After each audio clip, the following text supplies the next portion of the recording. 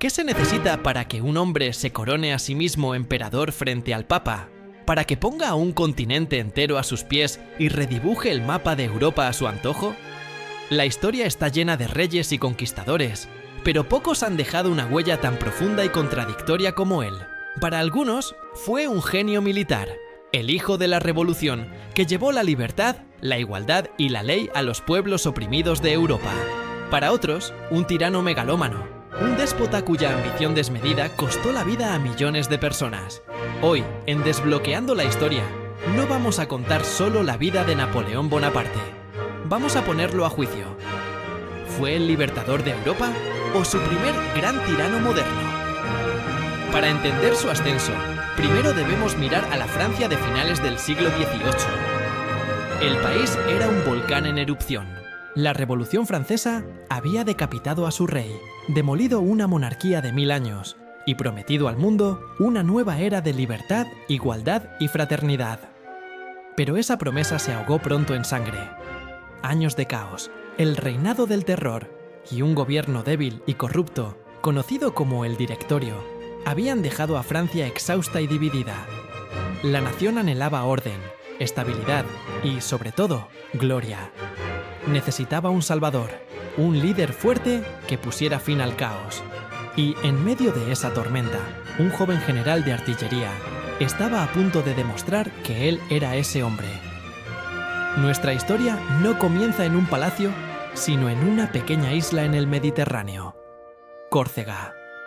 Napoleón Eddy Bonaparte, como se llamaba entonces, era un forastero, un joven de una familia noble venida a menos, que hablaba francés con un marcado acento italiano.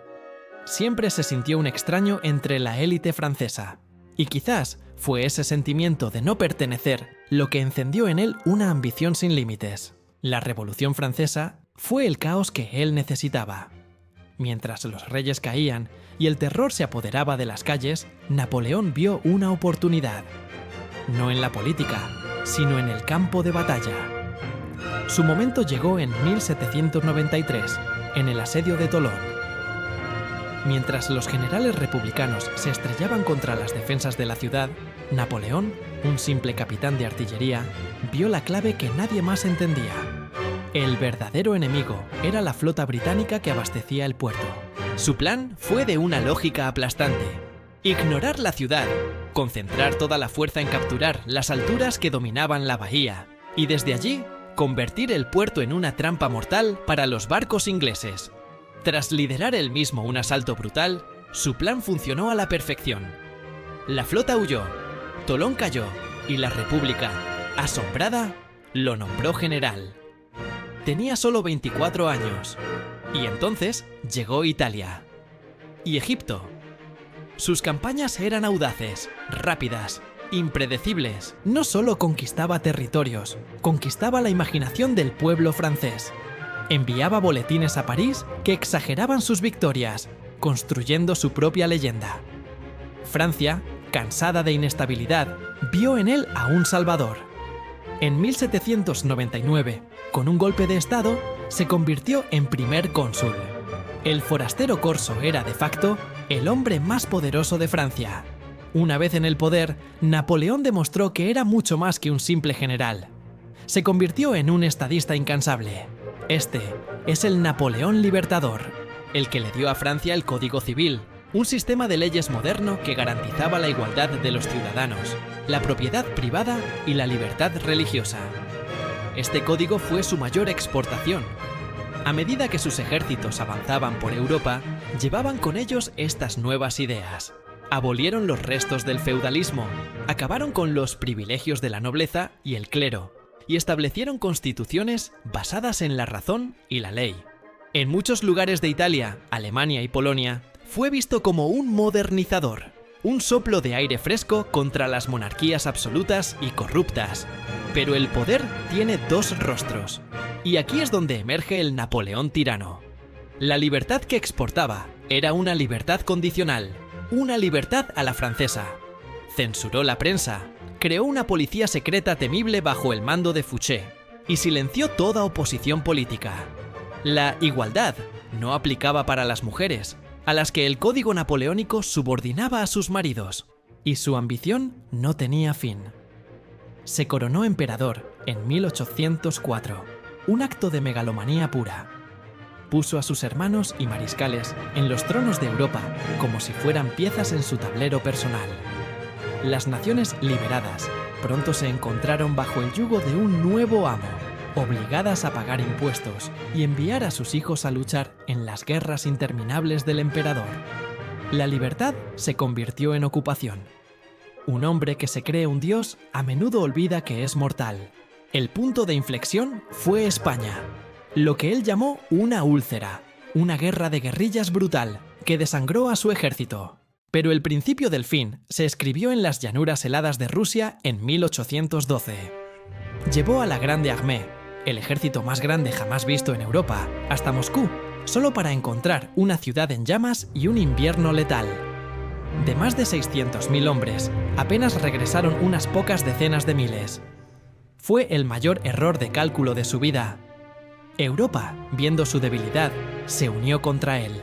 Derrotado y abandonado por sus propios mariscales, Napoleón fue forzado a abdicar en 1814.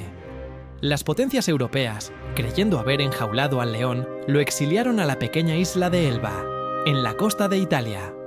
Le permitieron conservar el título de emperador, pero sobre un reino de opereta. Mientras tanto, en Francia, los Borbones regresaban al trono.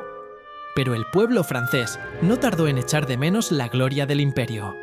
Napoleón, desde su isla, observaba y esperaba. Y entonces, en febrero de 1815, el águila escapó de su jaula. Desembarcó en Francia con apenas 1000 hombres, en un último y audaz desafío. El rey de Francia envió ejércitos para detenerlo, pero los soldados, al ver a su antiguo emperador, rompieron filas y se unieron a él al grito de ¡Viva el emperador! Su viaje a París fue una marcha triunfal. Volvió a tomar el poder sin disparar un solo tiro, dando comienzo a su último acto, los 100 días. Pero la Europa aterrorizada no iba a permitirlo. Se formó una séptima coalición para aplastarlo de una vez por todas.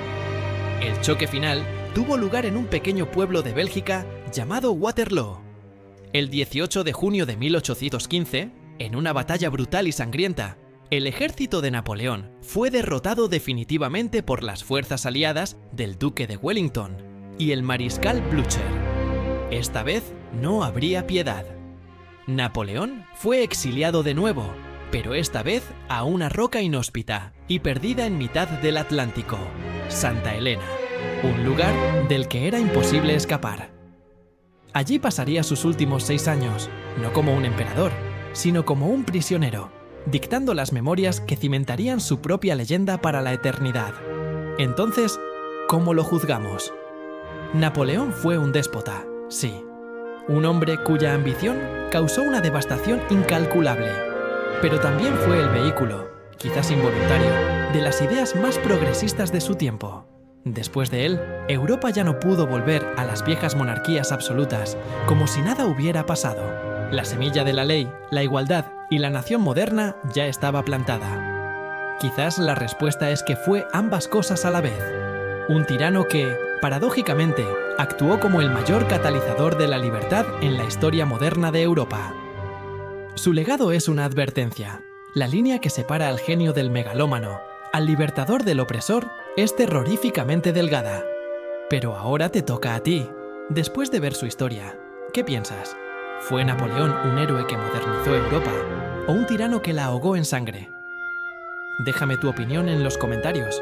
Y si quieres seguir desbloqueando las claves del pasado, no olvides suscribirte y activar la campanita para no perderte nuestro próximo viaje.